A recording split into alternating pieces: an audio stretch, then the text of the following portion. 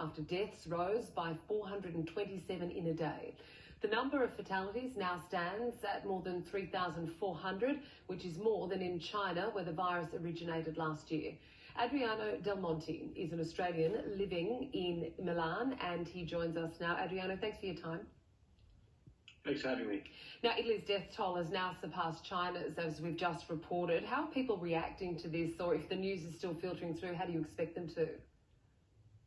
Well, the news did come through a few hours ago, and look, obviously terribly sad given another day of over 400 deaths. If you break down the figures, that's now 900 in the last 2 days, 2,000 deaths in the last 5. So obviously very alarming. There is still a strong sense of optimism here, though, that once we get to the end of this lockdown, whenever that may be, that we may very well come out the other side slightly better for it. There have been some suggestions to indicate that the lockdown is having a positive impact in certain regions of Italy that were first locked down almost a month ago now. But obviously at this point, the numbers are very serious, and everyone is very saddened and disappointed by the events of the past few days. Those overnight death toll numbers, though, are down on the previous day, which was 475. Is that giving people comfort? Look, not at this stage. Again, obviously, it's just one day at a time. Things are changing all of the time. The information that's coming through at times is changing as well. We just heard earlier today that the current deadline for the lockdown, which is currently April the 3rd, that may very well be extended. So obviously, every day that there's a slight decrease is a positive, but we're still at least another 5 or 6 days away from having been in this nationwide lockdown for a full 2-week period. And at that point, hopefully we'll start to see some positive change. Adriano, you've been in lockdown now for, I believe, 12 days. How are you faring? What's it like?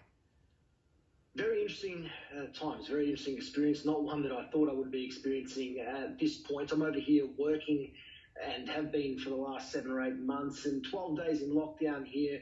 I live very centrally in Milan, so used to being right about all of the people, bars, cafes and restaurants, and it is a very different feel. I can tell you I've only left my apartment on 2 or 3 occasions just to visit the supermarket, one time being yesterday, and that in itself is an experience. And look, obviously a very different way of life, but I can tell you the unity is as such here in this country that everyone feels that they are contributing to the greater good, which, as I said, is getting to that other side and hopefully a more positive outcome. You mentioned your trip to the supermarket. What was it like? Are you seeing similar situations here? I guess prior to the lockdown, we're seeing panic buying here in Australia.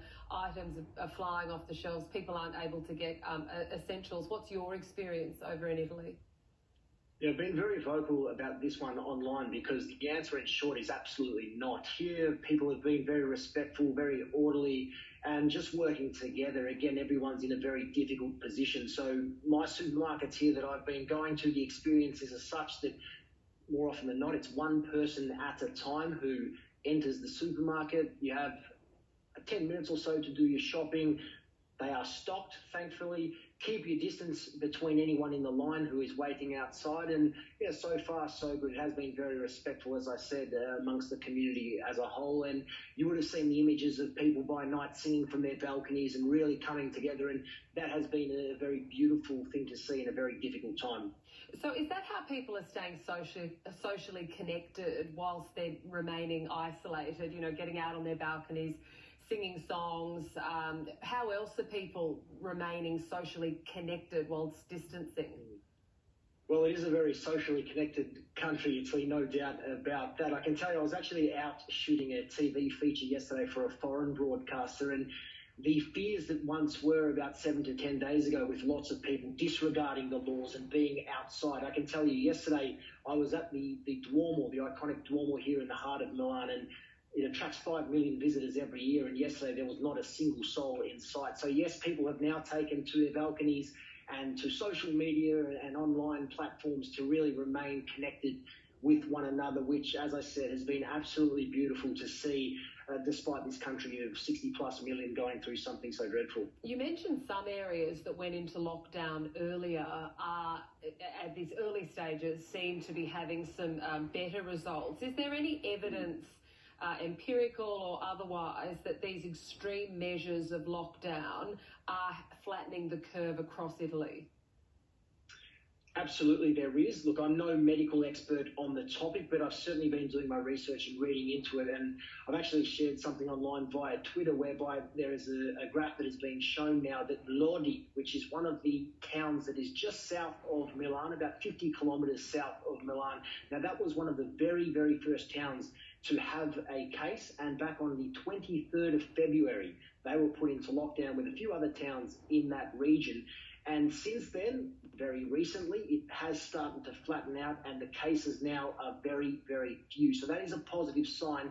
But of course, we have a long way to go before the Milan region, the Lombardia region in which Milan is based, and obviously the entire country of Italy gets to that same point. But there is some optimism now, which is great to see based off the early results of those first towns that went into lockdown. The whole idea of flattening this curve is to keep the pressure off the hospital system so they can continue to operate. What is the latest with how people are being triaged in hospitals? Are hospitals falling over and failing, or are they